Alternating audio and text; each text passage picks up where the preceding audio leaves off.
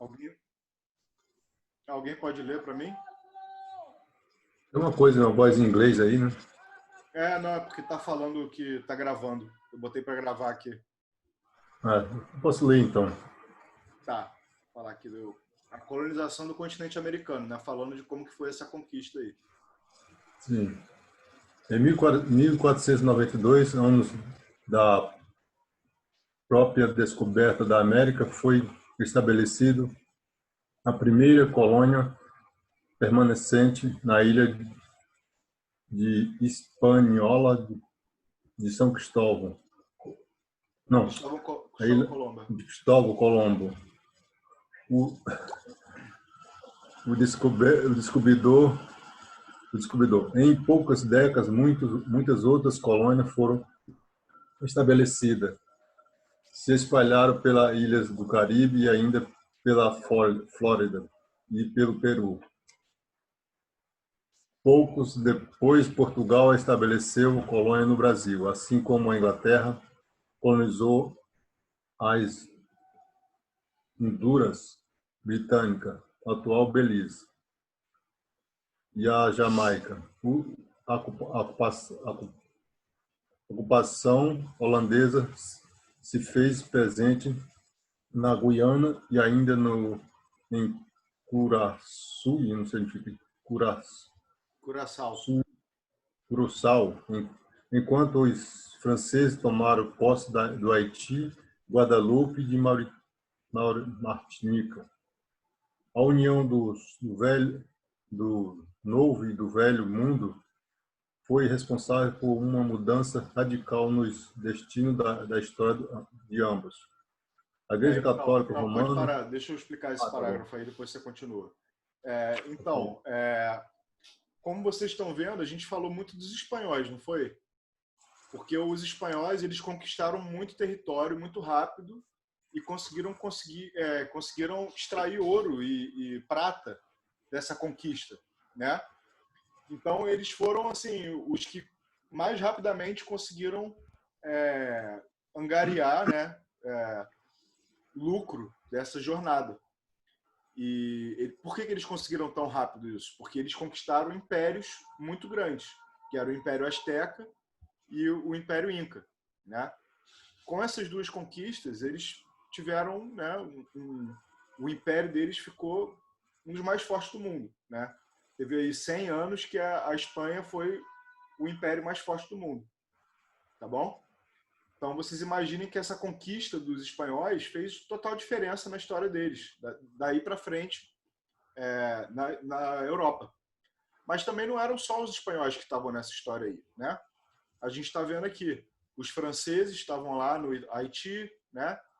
Guiana Francesa, né?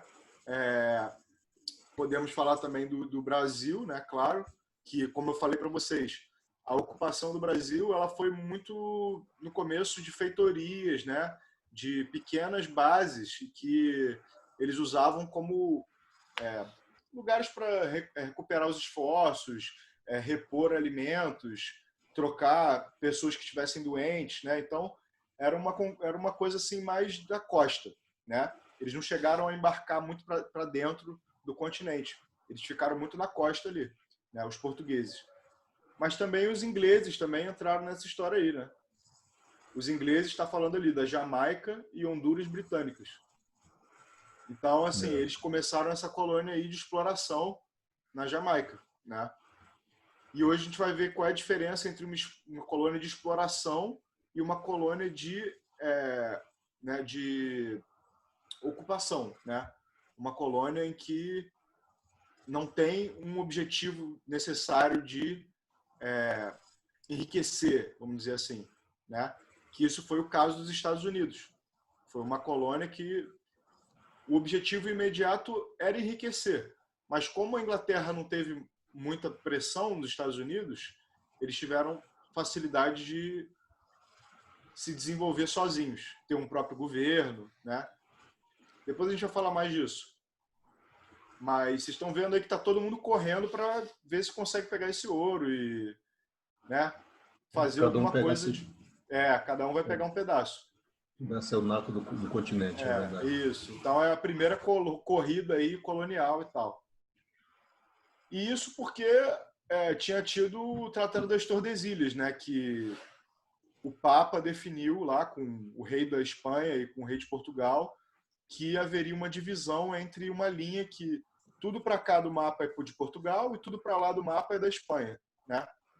Mas esse trato ele não foi respeitado por essas outras nações, né? Por mais que eles fossem católicos, a França, a Inglaterra, né? E a Holanda menos, mas eles não respeitaram esse trato, eles não reconheceram isso como uma coisa que tivesse um valor assim para eles obedecerem, né? Então quero que vocês pensem isso aí. Todo mundo começou a ir atrás dessa riqueza e aí surge esse nome aí que ele está falando ali, Novo e Velho Mundo. Vocês têm que prestar atenção nisso aí, porque o que é o Velho Mundo? É a Europa. O Europa, Novo Mundo o é a novo América, mundo, eles né? acabaram de descobrir. Exatamente. Então essa dicotomia entre Novo e Velho Mundo vocês vão ver aí ao longo da história várias vezes, né? E nesse momento é muito importante pensar quão surpreendente é essa descoberta, tá bom? Então, pode ir aí, o segundo parágrafo. A Igreja Católica Romana desempenhou uma importante influência na colonização da América. Havia muitas catedrais católicas que foram construídas nas diversas regiões da América Latina. Tal fato auxiliou na criação de influências locais por parte de instituições religiosas. Os objetivos da própria Companhia de Jesus em sua criação era a expansão da fé e da cristã através da catequização, a doutrinação religiosa dos nativos. O cumprimento de tais objetivos acarretava na expansão do domínio da Igreja pelas colônias, além de facilitar as relações de dominação entre povos católico colonizador e povos gentios colonizados. Então, assim, como eu falei para vocês, a igreja estava envolvida nesse processo desde a definição das fronteiras lá, fictícias do Tratado das Tordesilhas, né, até a expansão da fé católica era uma coisa muito importante, né? Então, muitos padres viam esse processo como uma possibilidade de você, né, eles até falavam assim, ganhar almas, né? O que quer dizer isso? Você converter todo mundo para o cristianismo, porque aí as pessoas, né, e catolicismo especificamente, catolicismo apostólico romano, né? Então, muito importante também vocês prestarem atenção nesse nome aqui, Companhia de Jesus, né? O que é Companhia de Jesus? Jesuítas, né? Vocês já ouviram esse nome, Jesuítas. E os padres jesuítas, eles têm um papel muito importante na história do Brasil, né? Com a relação com os índios e tal, os missionários, né? E também tem, enfim, história ao redor do mundo inteiro, no Japão, né? Nesses lugares aí da América Espanhola também, né? Só que os jesuítas não chegaram muito nas colônias inglesas, né? Por quê? Porque a Inglaterra ela passou por um processo de sair da Igreja Apostólica Romana. Depois a gente vai falar isso, né?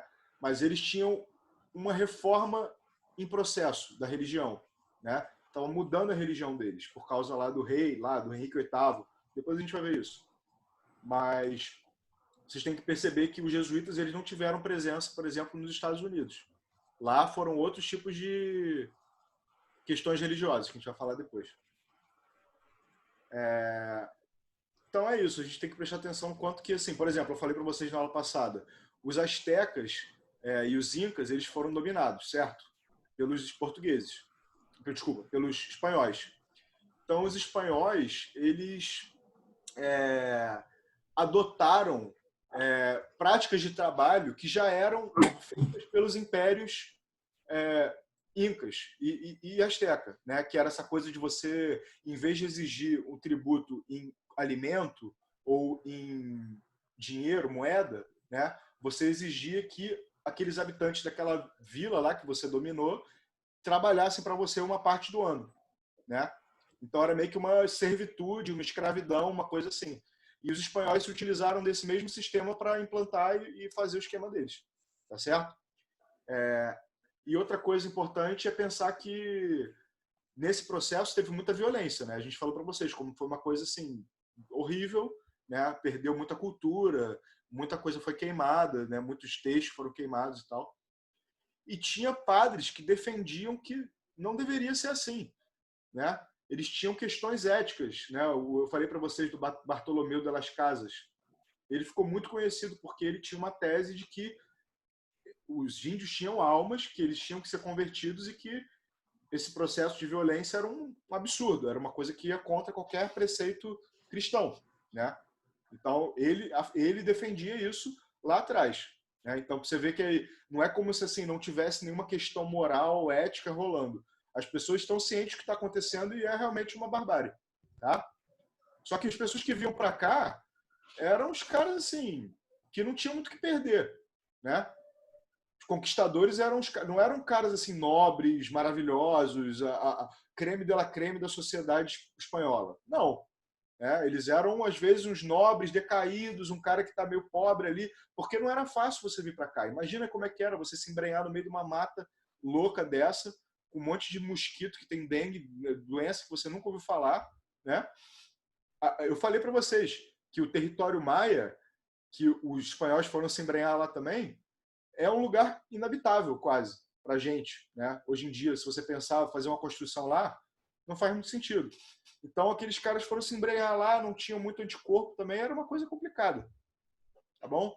Então, não era assim os caras, o primo do rei vai lá. Não, era um cara que não tinha muito o que perder. Ele era meio que um, né? Tava ali do outro lado do mundo. Fala. Falar que, na verdade, assim, que a gente escuta até hoje também que vieram para cá os ladrões ou pessoas de má índole, criminosos e tudo mais. Mas que também, na verdade, não é bem assim, isso não é uma totalidade.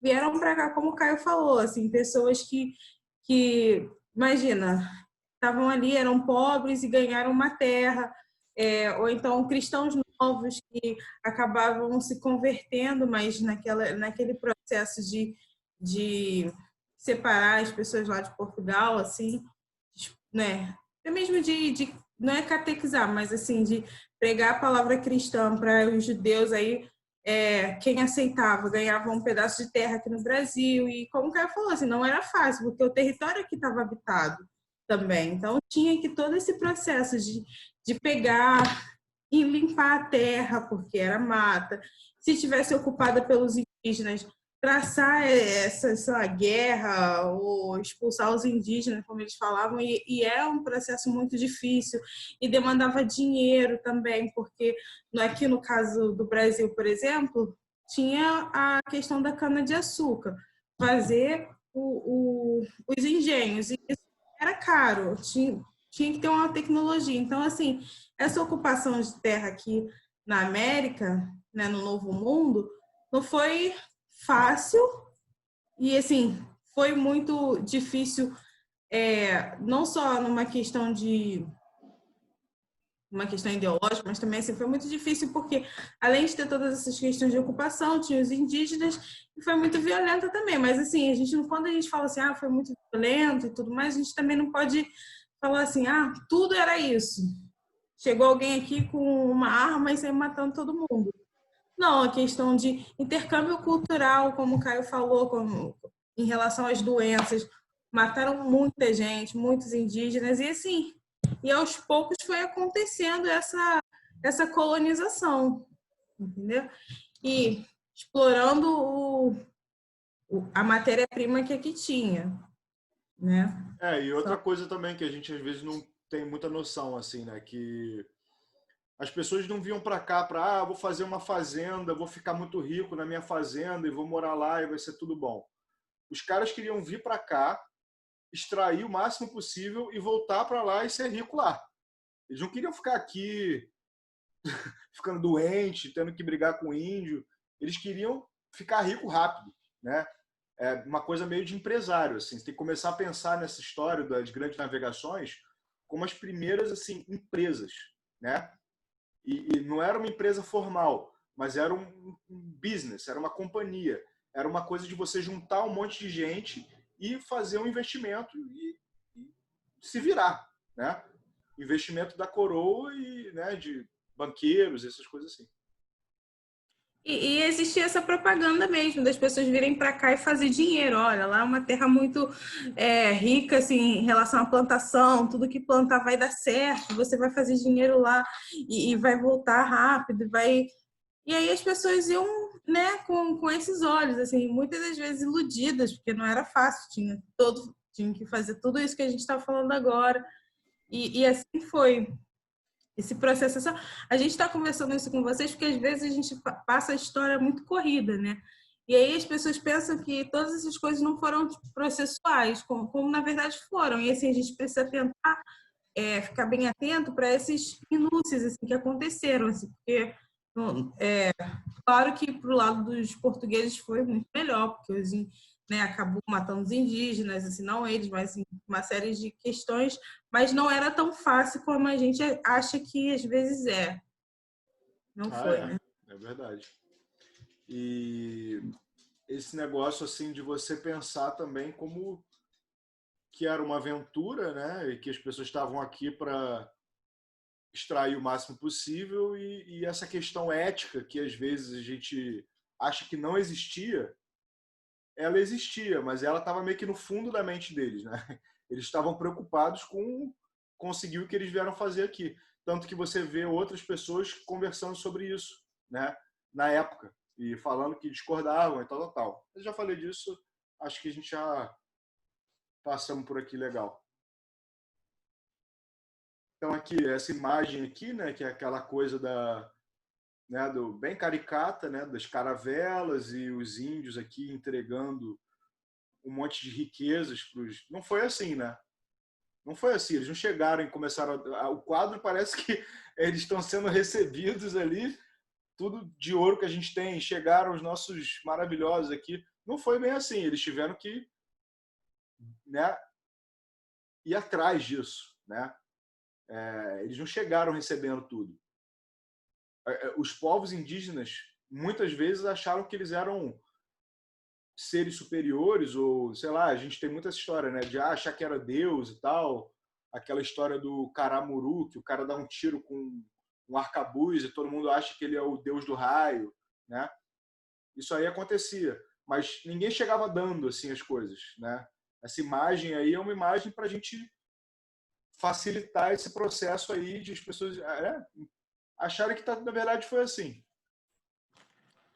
E questionar essas imagens também, e entender que, assim, quando existe um grupo, um lado que tem, né, os vencedores, essas imagens produzidas, elas sempre vão relatar essa narrativa desse grupo, que acabou que é o grupo vencedores, assim, né, entre aspas, mas é o grupo que acabou prevalecendo sobre os outros e é o grupo que, na verdade, manda fazer essas imagens. Então, a narrativa está contada de um lado só. Então, quando a gente vai no museu ou olha essas imagens, a gente precisa olhar elas com um olhar um pouquinho crítico, entender será que foi bem assim? Questionar, né? A gente, na história, a gente questiona todas essas questões. Será que isso mesmo aconteceu? Será que foi assim? Por que eles estão contando essa história dessa parte? Porque quem vencer, assim, em relação à história, né, a história dos vencedores, quem vencer sempre vai fazer essa narrativa de que essa, né, de glória, de exaltação a si próprio. E com certeza, assim, a gente tem que ter essa suspeita, né? E para isso que a história está aí, né? Porque a gente não pode pegar as coisas e achar que é assim que era. Não, a gente tem que ler e tem que entender, né? E tem muitos relatos dessa época de pessoas que viajaram e contaram depois suas histórias e tal, as coisas que foram feitas, né? Para obter esse ouro, né? o ouro que veio, a prata, né, o território, tudo que veio com essa conquista foi muita dor que foi causada aqui, né, na América em geral. E não só a parte dos espanhóis, isso, os portugueses, os franceses, os ingleses, né? A gente tem que entender que foi um processo de conquista. Colonialismo é uma coisa que até hoje a gente sente as consequências. Aqui eu botei uma imagem das 7 missões, né? Eu não sei se vocês sabem, lá no sul você tem essa igreja aqui de tijolo, ela é a igreja das 7 missões em São Miguel, do Arcanjo. E ela foi construída por mãos indígenas a mando dos jesuítas, né? Que eu estava falando para vocês. E eu vou até fazer um parêntese aqui, que, né, rapidinho, a minha monografia, né, da graduação foi sobre como que esse espaço ele está sendo reivindicado pelos índios hoje em dia, né? Porque naquela época, né, todo mundo vê o espaço como o espaço dos jesuítas, mas agora os índios estão começando a se afirmar como parte desse espaço. E como que essa igreja, ela tem na cabeça deles, na memória oral deles, na história deles, tem uma significância religiosa também. Porque foi uma experiência para eles, durou, sei lá, quantos anos? 50, 60 anos de missões, né? Eles construíram Acho que eu vi uma uma igreja. reportagem sobre isso. Eu já vi uma reportagem sobre esse assunto aí. É muito legal isso. É, E é o tipo de coisa que o IFAM faz, que é muito legal, que a gente repensar esses edifícios, essas ruínas, com um ponto de vista do que a gente estava falando aí, dos derrotados, né? Das pessoas que não tiveram a oportunidade de contar a sua história, né? Então é muito importante que a gente leia sobre isso e faça valer essa história assim, né? Nos edifícios, né? Nas narrativas, nos livros didáticos. Alguém construiu aquilo ali, com certeza. Então, exatamente. Não foi uma coisa... E não foi uma coisa assim, construiu na chicotada e foi uma coisa horrorosa e acabou a história e ninguém mais existe daquela época. Não, os índios guaranis que viveram lá e construíram lá têm memórias associadas à mitologia deles e eles ainda estão lá, eles ainda moram na região. Ao contrário do que se achava, acharam que todo mundo tinha sumido. Não é verdade, estão lá ainda. Quem pode ler aí outra pessoa sem ser o Luiz, que já leu?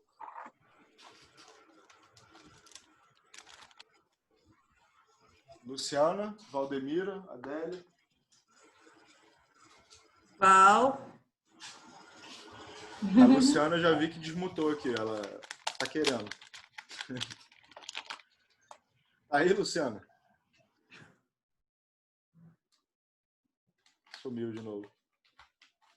Acho que a Luciana vai ler. Eu tô sentindo também. Valdemira? Acho que vai ter que ser você. Tá difícil hoje. Acho que a Luciana tá falando, mas eu não tô ouvindo ela. Acho que ela tá com algum problema. Porque tá verde aqui o ícone dela, mas... Eu acho que o da minha mãe também não tá bom, não. Tá todo mundo ruim no áudio, né? Não, Eu vou ler, então. Eu não estava conseguindo falar no áudio, talvez por isso. Né? Tá com algum problema, eu acho, o Zoom. Deve ser um Zoom, então. Se tá todo mundo com problema. Quer ler pra gente, Adélia? Posso ler? Tá. A Espanha era uma metrópole mercantilista. Isto quer dizer que as colônias só serviam para serem exploradas. A colonização só teria sentido se as colônias pudessem fornecer produtos lucrativos. Desta forma, a maioria das colônias espanholas e também portuguesas foram coloniadas de exploração, que dependiam das regras impostas pela metrópole. O fator mais importante pela colonização espanhola foi a mineração. A base da economia espanhola eram as riquezas que provinham, especialmente da Bolívia, a prata e também o ouro de outras colônias. Foi esta atividade, a mineração, a responsável pelo crescimento de outros, como a agricultura e a criação de gado, necessários para o consumo de quem trabalhava nas minas. Quando a mineração decaiu, A pecuária e a agricultura passaram a ser as atividades básicas da América Espanhola. A grande maioria da população das colônias espanholas era composta pelos índios. A população negra escrava era pequena e foi usada como mão de obra, principalmente nas Antilhas. Quem realmente mandava e explorava a população nativa eram os espanhóis brancos, que eram a minoria, mas eram os dominadores. Assim podemos dividir a sociedade colonial espanhola entre brancos e não brancos. Mesmo assim, entre a Peraí, população rapidinho. Só branca... entre um parágrafo e outro, a gente não ficar muito grande. Depois você lê o resto. Então é isso aí que eu estava falando para vocês, né? Da mineração, que era a prioridade, começaram a vir outras coisas aí, como o plantation, né? A fazenda, né? Que eles chamavam de encomenda, né? E a mita, que era esse processo de você pegar os moradores de uma região e botar para minerar para você, tá bom? Então... Oi, professor. Oi, agora foi. Tá me ouvindo? Tô, agora sim, beleza. Ah, tá. Meu microfone fica ruim de vez em quando, eu não sei por que tá acontecendo isso. Entendi. Não sei se é o aplicativo ou o que é. Pode ser. Então tá. Tá, beleza. Então, assim, vamos lá. Ele tá falando aqui, a população negra escrava era pequena. O meu tá ouvindo, Dani? Valdemira também tá funcionando. Ai, que bom. Deve ter tido algum problema aí. Eu acho que foi alguma coisa com o Zoom mesmo, porque assim, tá todo mundo reclamando. Agora todo mundo voltou, já tá normal. Já voltou. Aí, assim, a gente tem que entender, né, que a população negra escrava era pequena e foi usada como mão de obra, principalmente nas Antilhas. O que é Antilhas? São aquelas ilhas ali, né, na direita do México, ali, né, no Golfo do México. Então, assim, né, Jamaica, você vai para Jamaica, todo mundo é negro, né? Então, por quê? Porque a colonização lá foi muitos escravos negros foram importados, né?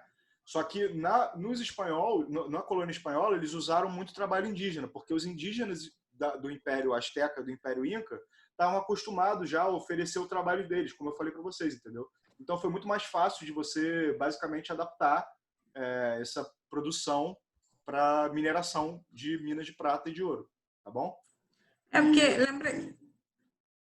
Não, posso falar? Claro. Só lembro da aula passada que a gente conversou que essas sociedades, né, pré-colombianas, que elas lá no México já faziam cidades, os indígenas já estavam acostumados com construção, né, já tinha todo esse saber arquitetônico e tudo mais. Então, quando os espanhóis chegaram, né, foi mais fácil para eles poderem colocar os indígenas para trabalhar nessa questão de construção de cidade e tudo mais, por conta disso. Exatamente. Eles já tinham esse saber anterior. Exatamente. Então, assim, é igual aquela coisa que eu falei para vocês das estradas, né? Por que foi fácil para os espanhóis entrarem no território dos incas e dos astecas? Porque tinham as melhores estradas do continente americano, né? Então, os caras conseguiram levar canhão até o meio do território, né? Então, assim, aqui não tinha como fazer isso no Brasil. Você pegava os índios para trabalhar, eles fugiam. E você ia fazer o quê? Era muito difícil, era muito mais difícil você lidar com escravos indígenas aqui, né? Mas aí é bom também ressaltar que, assim, começou a estabelecer essa estrutura de castas, né? O que é o castas? Não sei se vocês já ouviram esse nome, né? Talvez vocês já tenham ouvido na época lá daquela novela da Índia, né? Que a sociedade indiana, até hoje, ela é dividida em castas, né? 5 castas lá, que você vai do mais pobre até o mais rico, mais importante. Então, a sociedade espanhola também era cheia de castas, né? Primeira casta, os espanhóis. Segunda casta, o crioulo, né? É crioulo igual no Brasil, só que não quer dizer a mesma coisa, é outra coisa. Com 2 L's, crioulo, tá? E quer dizer a pessoa que nasceu aqui, descendente de espanhóis, né? Então, ele é o segundo nível da casta. O terceiro nível são os índios escravos, né? Poderia se considerar que depois dos crioulos pode ter as pessoas que trabalham com fazenda, que, né, são humildes e tal, mas depois tem os escravos, né? Então, essas 3, 4 camadas aí que a gente está falando. Aí vai lá, o segundo parágrafo é isso que eu estou falando aqui. Pode ler aí. A Adélia está aí? Vai lá. Mesmo assim, entre a população branca havia divisões, como os chapetones, colonos brancos nascidos na Espanha, desfrutavam dos maiores privilégios. Os crioulos brancos nascidos na América e descendentes dos espanhóis eram ricos, proprietários de terras, mas não tinham os mesmos privilégios aristocráticos dos chapetones. Além disso, a mistura entre brancos e índios criou uma camada de mestiços, que cresceu ao longo dos primeiros séculos da colonização. É isso aí, beleza? É isso que eu falei agora, que tem essas 3 camadas que você... Mas mesmo assim, se você fosse branco e você fosse dessa camada dos mestiços, você teria uma vida mais fácil do que alguém que fosse sangue totalmente indígena ou negro, tá bom? Aí tá aqui essas minerações que eu falei para vocês aqui, tá bom? E as lavouras também, né? Que olha como os índios são representados aqui, como é curioso, né? Os índios parecem uma Afrodite lá do Michelangelo, parece uma pintura renascentista, uma coisa bem que a gente não consegue imaginar muito isso como índio, né? Parece uma coisa assim, Jardim do Éden, sei lá, uma coisa assim. Vocês entendem isso que eu tô falando? Que não é muito uma representação fiel, né? Também tinha toda essa... Os indígenas eram aqueles povos de alma super pura, e até por isso que houve essa questão da catequização, era como se eles fossem Adão e Eva de um espaço que era inabitado, e esse era o imaginário dos povos europeus quando vinham para cá, para o Novo Mundo, como se aqui fosse uma espécie de paraíso tropical e tudo mais. Exatamente, e várias pessoas teorizaram sobre isso, que aqui era, na verdade, o Jardim do Éden, que, né, era o lugar que as pessoas, né, podiam usufruir da natureza, viviam peladas e tal, toda aquela coisa bem do princípio da humanidade, né, do Jardim do Éden, então, mais ou menos por aí. Até na questão assim de que a gente conversou mesmo na aula passada de organização social mesmo, porque assim, talvez os indígenas, né, se organizavam não dessa forma assim bem casado com uma esposa e filhos, e com certeza se organizavam de forma diferente. Então, assim, até numa questão de talvez de liberdade que os europeus imaginavam que os índios tinham uma liberdade sexual maior ou algo assim. Então, criou-se toda essa mitologia dessa nova terra com os indígenas e tudo mais. E isso tem a ver com o que a gente tinha falado na outra aula também, lembra? Sobre as coisas de mundo ideal e uma cidade perfeita, tá bom? O bom selvagem. Todos esses conceitos começam a brotar aí, né? Essa ideia de socialismo, muito no início ainda, né? E são essas ideias que estão vindo e vão causar uma transformação absurda na política da Europa, né? E isso aí está começando pela inspiração das pessoas que estão vendo, né, como as coisas funcionam do lado de cá, né? Então, isso é um elemento importante para você entender o imaginário desse período. Quem pode ler aqui? Eu vou ler, professor. Beleza. Já os ingleses começaram a colonização a região norte do continente americano no século XVII. A colônia recebeu 2 tipos de colonização, como diferença acentuadas. As colônias do norte, região colonizada por protestantes europeus, principalmente ingleses que fugiam das perseguições religiosas, chegaram à América do Norte com o objetivo de transformar a região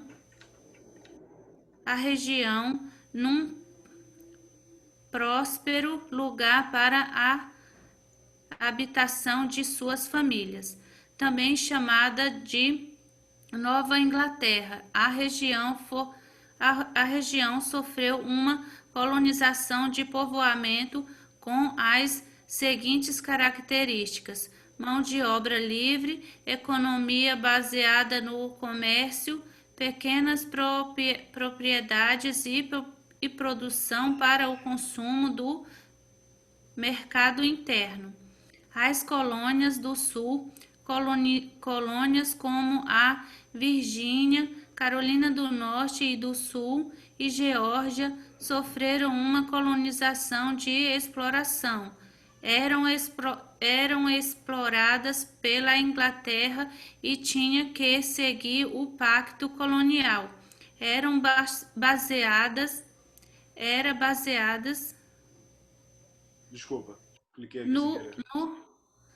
eram baseadas no latifúndio, mão de obra escrava, produção para a exportação para a metrópole e monocultura. Vai explicar mais? Isso, Santinho, Então, é o seguinte, vocês estão vendo aí que ele está falando que tem a diferença entre o norte e o sul, beleza? A primeira que ele falou foi a colônia do norte, né? Nova Inglaterra. Os peregrinos que estavam vindo de uma perseguição religiosa na Inglaterra, por causa do que eu falei para vocês, que estava tendo transformações, reformas religiosas na Inglaterra, e as pessoas que não concordavam tinham que fugir, tá bom? Outra coisa para manter em mente, ele está falando ali no século 17, tá bom? Então, assim, 100 anos depois da conquista do território dos Incas e dos Aztecas. Não é ao mesmo tempo. A gente sempre fica com isso na cabeça. Ah, chegou aqui no Brasil, o Brasil está começando e tal, os Estados Unidos também. Não. 100 anos de diferença, é muito tempo, tá? Então, os Estados Unidos, eles foram depois, 100 anos depois, tá? Vocês têm que sempre lembrar disso. Não foi ao mesmo tempo.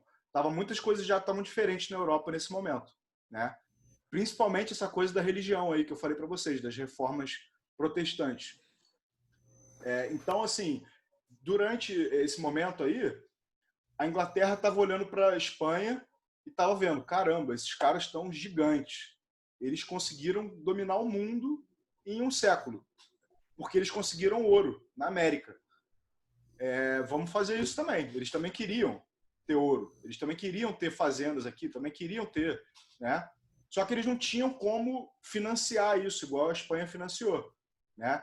Então, o que eles fizeram? Eles falaram, vai para lá, quem quiser. O território é aberto aí, pode ir, né? Quem for aqui inglês e tal, vai lá explorar. E as pessoas foram com a mesma intenção, de ficar ricas rápido e voltar, de achar ouro, certo? Só que não tinha ouro. Tinha um monte de índio. E assim, foi um problema danado. Os caras tiveram que brigar com os índios e foi sinistro. E teve colheita ruim, porque lá, né, é um clima mais parecido com o da Europa. Se você planta e o inverno é muito forte, acabou, você vai passar fome, né? E foi isso que aconteceu, né? Então, assim, no norte, essas pessoas estavam chegando com essa coisa meio de nós somos uma seita de Deus e a gente não é aceito pelo rei da Inglaterra, que é um cara muito perverso, e eles tinham um grupo religioso que, certo, se mantinha. Fala. Não, eu ia falar assim, que é muito interessante a gente perceber essa diferença entre essas colônias que, né, foram de exploração e a norte de povoamento, porque assim, depois as transformações, a dinâmica se tornou totalmente diferente, que é o que eu estou explicando agora. Porque aqui, enquanto no sul, por ser uma questão de uma colônia de exploração, essa questão de desenvolvimento, assim, até no sentido de sempre o território, se aprofundar no território e caçar coisas, assim, matéria-prima, metais e tudo mais, foi cada vez mais, assim, acelerado, de forma, assim, acelerada acontecer.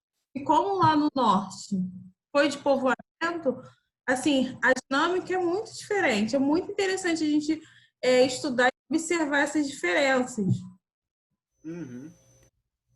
Exatamente. E, assim, começa pela liberdade de você, né, ter um governo próprio, né, uma coisa assim, e você estabelecer ali a sua colônia de povoamento, como ela está falando, né? Só que é isso.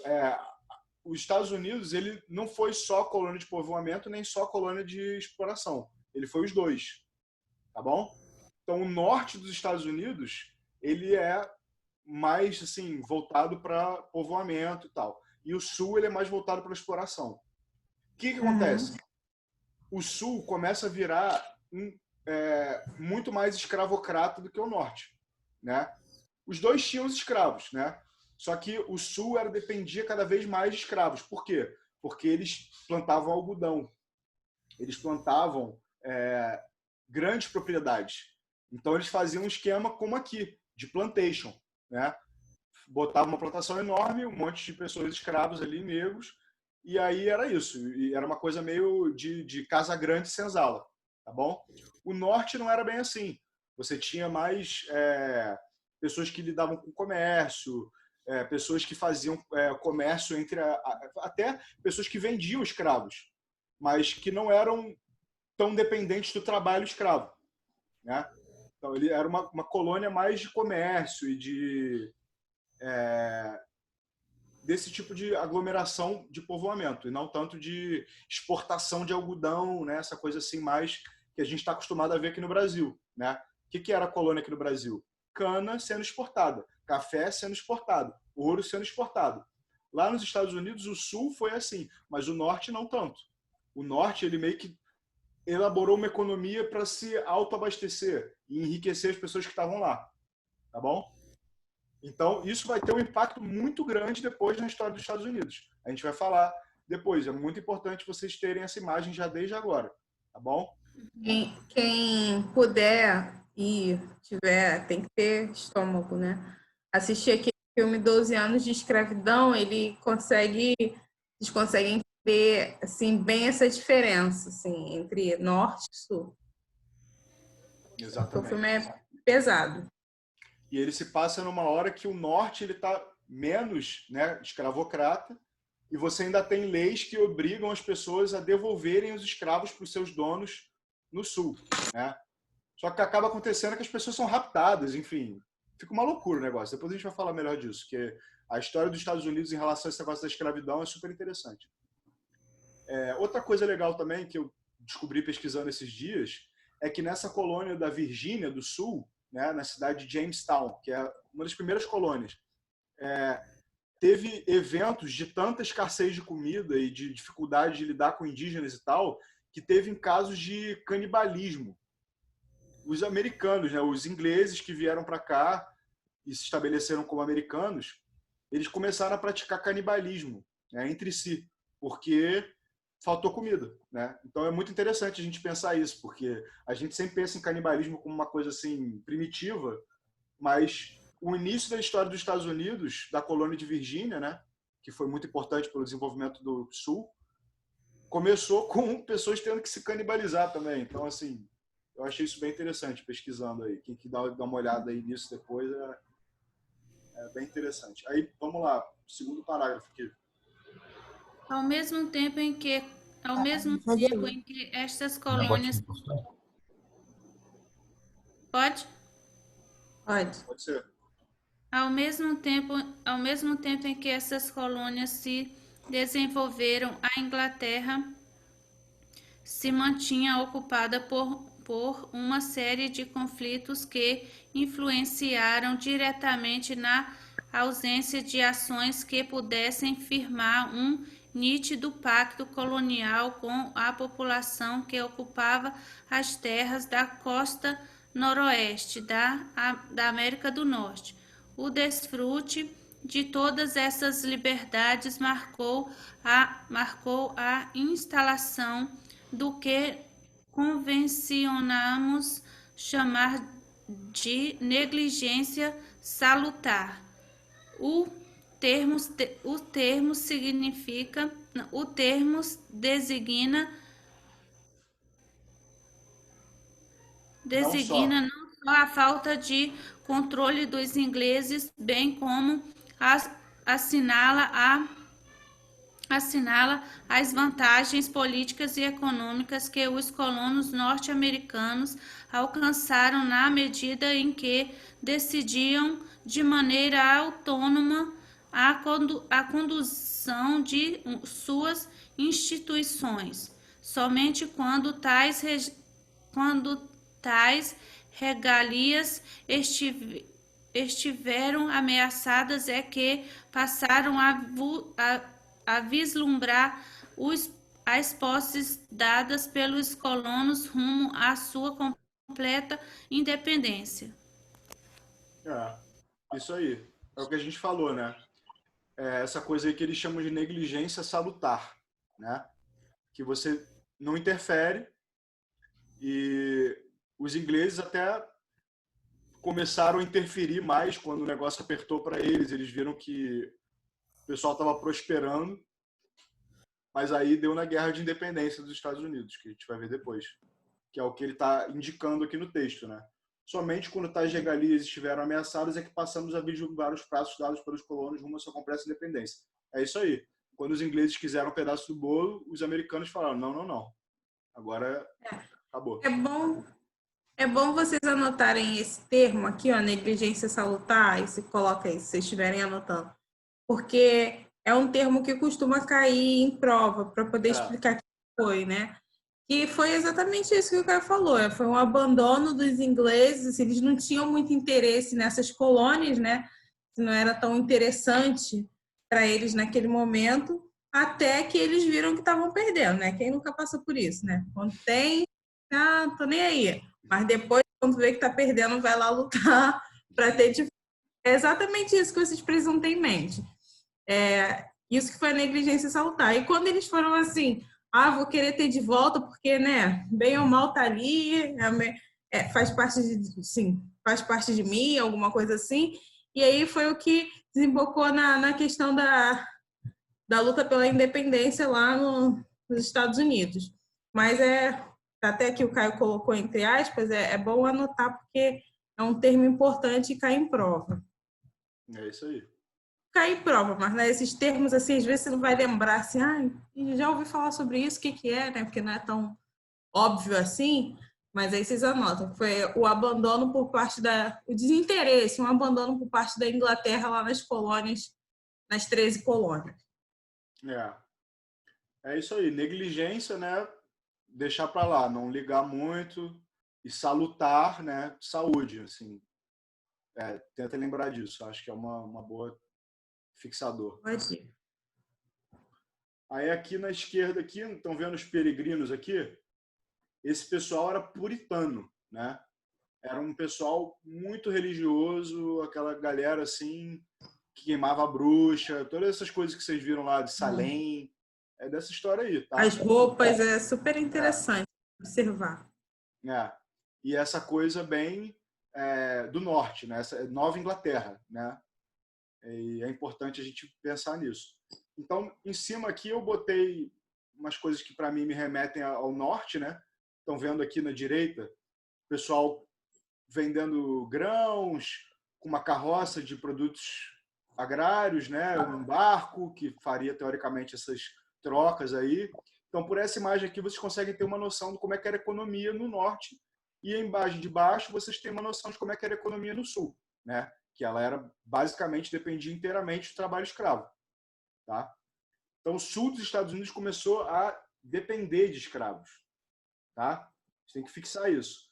Eles passaram a depender dos escravos. Não era como se fosse, né? Tem um cara que é muito importante, que é um historiador chamado Ira Berlin. Ele é americano. E ele escreveu um livro chamado Gerações de Cativeiro, sobre os Estados Unidos e escravidão.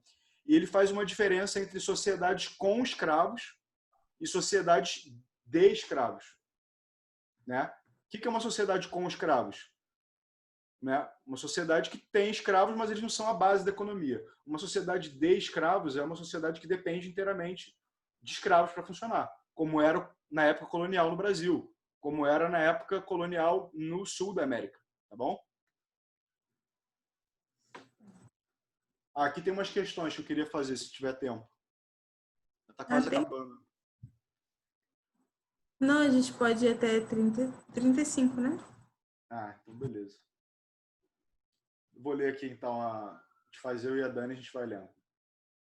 Vamos lá. A chegada de Cristóvão Colombo ao continente americano em 1492 a serviço da Espanha é um fato significativo da história. Considere as afirmações abaixo a respeito dos fatores que possibilitaram a viagem de Cristóvão Colombo em 1492. 1. Esta viagem constituiu-se de um desdobramento da expansão portuguesa iniciada no século XV. Correto, né? A gente viu isso.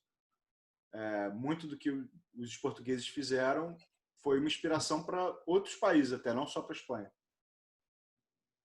Essas viagens foram resultado dos esforços conjuntos de Espanha e de Portugal nas navegações. O que vocês acham?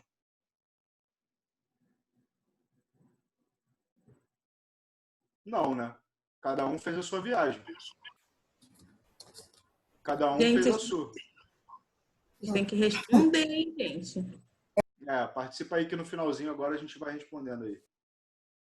Então, assim, Portugal e Espanha não eram aliados nesse momento, né? Eles estavam meio que fazendo uma corrida.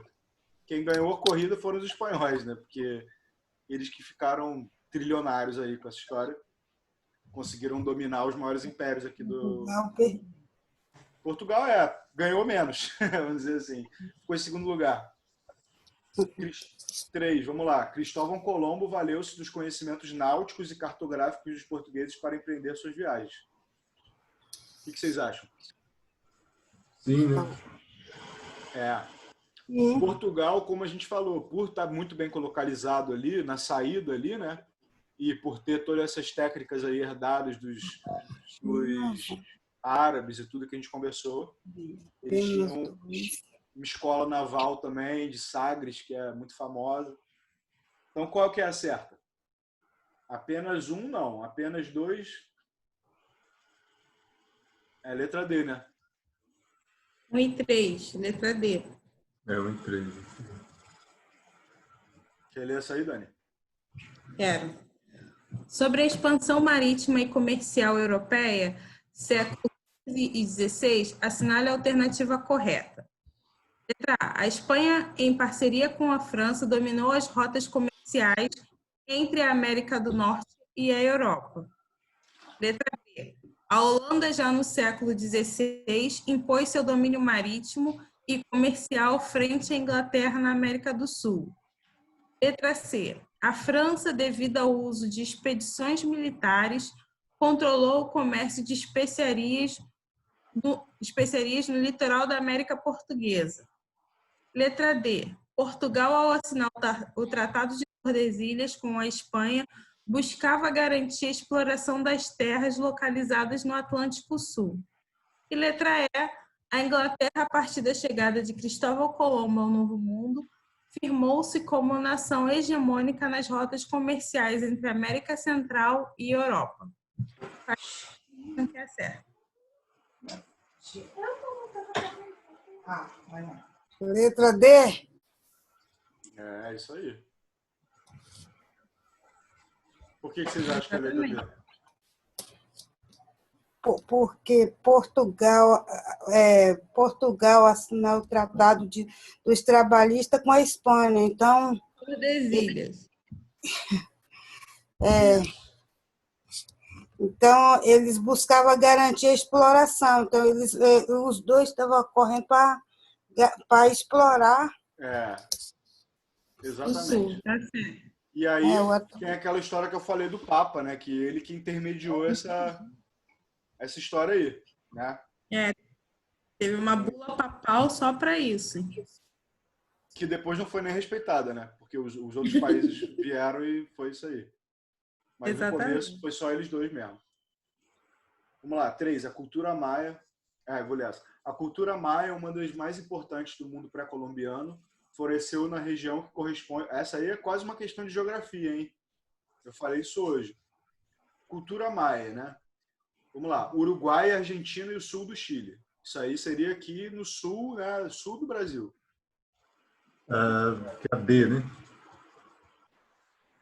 É a D, já foi certinho. Luiz já foi, não deixou nem que Preciso.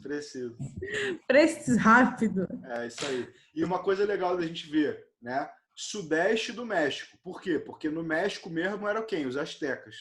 Os astecas. A cidade do México é construída em cima da Teotihuacan, sei lá como é que fala, mas é uma cidade super... Tenochtitlan,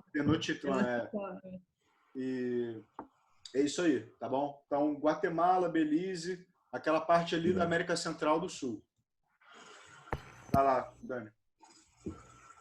No que diz respeito às civilizações pré-colombianas que habitavam o continente americano antes da chegada de Cristóvão Colombo, em 1492, e suas respectivas localizações de desenvolvimento cultural, relacione as duas colunas abaixo, numerando a coluna 2 de acordo com a coluna 1. Astecas, coluna 1. Astecas, 2 Incas e 3 Maias. 4 Nazca, isso? Coluna 2, Peru, cerâmica policromada, México, códices escrita em cortiça, Cordilheira dos Andes, cidade fortificada, México, Guatemala, Belize, sistema de escrita. A sequência correta de cima para baixo é... Então, essa questão aí ela é meio complicada, assim, né? O que está acontecendo aí e tal. Baralhou tudo aí. Estão conseguindo ver? Sim. Então, eu estou conseguindo ver. Quando eu monto esses slides com pergunta, eu sempre tento... microfone. Não, mãe, estou te ouvindo. Eu sempre tento fazer umas questões... Não fazer, né? Mas eu pego essas questões aí, de vestibular, sei lá. E questões que são diferentes, né? E essa aí é bem diferente, né? Não vai ser sempre que vocês vão achar uma coisa dessa, mas às vezes acontece. Então, o que está pedindo? O que a questão está pedindo? Você tem que relacionar os povos com o local de origem deles e as tecnologias que eles desenvolveram, né? Então, vamos lá. Quem eram os povos do Peru? Quem ficava ali no Peru? As cordilheiras. Essa aqui talvez não seja melhor para começar, né? Eu acho que é o Maia, né? Não, vamos. Essa é mais difícil. A primeira é a que você Eram não querer. os Incas que ficavam no Peru? Você está certa, mas a pergunta está pedindo outra coisa, né? Vamos lá. Segundo lugar, México. Quem está no México? São os astecas, a gente acabou de falar, né? E a Cordilheira dos Andes aqui. Aí você pensa, caramba, Peru e Cordilheira dos Andes. Ele quer Incas nos dois? Não. Ele quer Incas. Cidades fortificadas são os Incas. Você lembra das cidades deles? Cidades enormes de pedra no meio de uma montanha. Ninguém sabe como é que os caras construíram. Então, Cordilheira dos Andes, cidade fortificada, matou que é Incas. Beleza? Então, se você tivesse chutado Peru e Incas ali, você teria errado, mas no Peru tinha Incas. Só que a questão não está pedindo só isso, tá? Então vamos lá, próxima coisa. México, Guatemala e Belize, sistema de escrita. São os maias. Lembra que eu falei para vocês que os maias foram uma das únicas civilizações do planeta a desenvolver escrita sozinhos, né? Tem tipo umas 4 só. E os maias foram uma delas. Então aqui a gente vai botar número... Ó, a gente vai primeiro, a gente não sabe o que é ainda, né? Peru. Sobrou só o 4, né? Então deve ser 4. Então é A. É A, isso aí. Mas por que está falando aqui Nazca? Vocês sabem o que é Nazca? Não. Nazca é o nome desse povo mais antigo do que os Incas, que... Deixa eu ver se eu consigo achar uma imagem para vocês aqui. Eles faziam umas linhas no chão. Vocês já viram isso? As linhas de Nazca. E parece um negócio que você só vê... Sim. Porque tem vários... só consegue ver de muito alto de cima e tem vários desenhos, assim, parecendo animais e tudo mais. E aí o povo fica falando que foi alienígena também. O pessoal adora essa história. Mas olha que loucura. Estão vendo aqui? Estão vendo o Google já aqui? vi sobre isso. Já vi sobre Já isso. viu, Luiz, sobre Já isso? vi, É já. muito bonito, ó. Essa, Já vi. essa aqui da aranha, cara, essa grandona.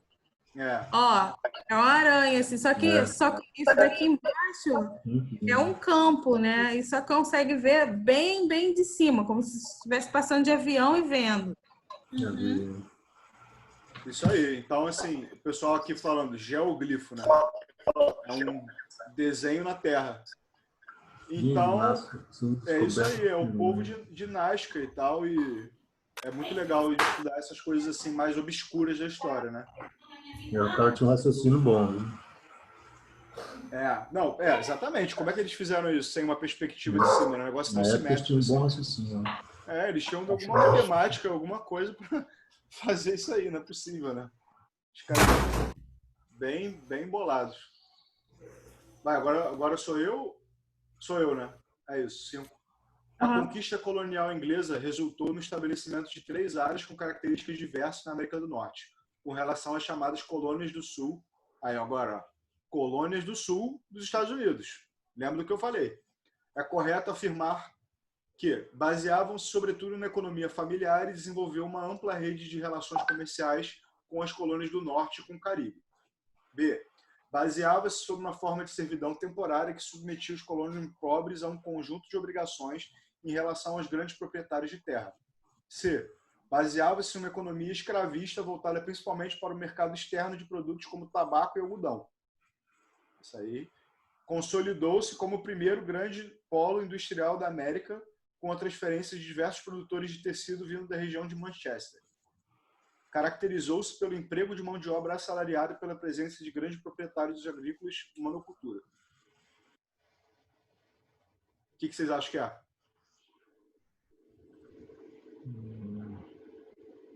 A gente falou rapidinho sobre, assim, a gente falou agora há pouco. Vocês lembram que tinha uma que era mais voltada para a economia deles mesmos e uma que era voltada para uma economia externa, né?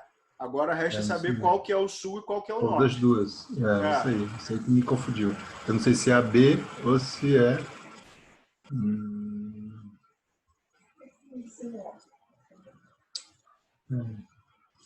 Eu vou na letra B. Lembra? Eu falei para vocês também do algodão, lembra? Vai ser. Então, baseava na economia. É C. É C? Da letra C? ela é a C. Então, vocês têm que fixar que o sul dos Estados Unidos ele era mais parecido com o Brasil.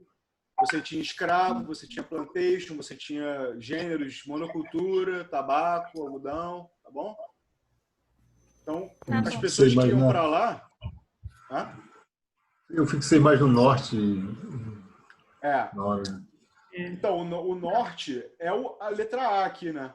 Baseava-se numa economia familiar, desenvolveu uma ampla rede de relações comerciais com as colônias do norte e com o Caribe. No caso, seria com as colônias do sul, né? O correto. Porque o sul trocava com o norte, bastante. Aí depois vocês vão ver... A B e a C.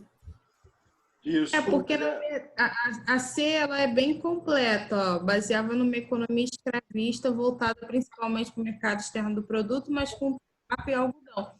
Lembra que a gente falou que o sul eram onde tinha povos escravizados e tinha grandes plantações de algodão, igual o Caio falou agora, como as plantations, igual aqui no Brasil. E que trabalhava, enfim, com escravidão. No norte, não. No norte, a escravidão não era a base da economia nem nada. É aquela coisa de sociedade com escravos e de escravos, né? O sul era uma sociedade de escravos e o norte era com escravos. Acho que essa é a última. É isso. Isso? Bem, galera. Terminamos o slide. Demorou 4 horas. Consegui. Ótimo. Boa noite. Hoje, então. Rendeu. Valeu, gente. Obrigado aí pela presença. Obrigado. Boa noite. Muito bom.